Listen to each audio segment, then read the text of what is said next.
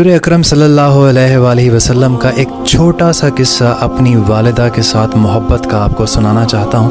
اگر آپ کو پسند آئے تو کمنٹس میں سبحان اللہ لکھ دیجیے گا. آپ اپنی والدہ سے اتنی محبت کرتے تھے. آپ صلی اللہ علیہ وسلم نے ارشاد فرمایا کہ اے ماں، اگر آپ زندہ ہوتی اور میں نماز میں کھڑا ہوتا، آپ مجھے بلاتی کہ اے محمد، تو میں آپ کے لیے نماز کو توڑ دیتا.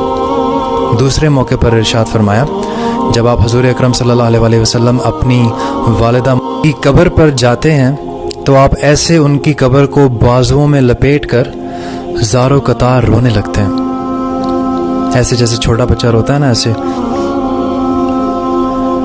اور فرماتے ہیں کہ اے اماں، آپ کے سوا تو میرا کوئی نہیں تھا، آپ مجھے کیوں چھوڑ کر چلی گئیں؟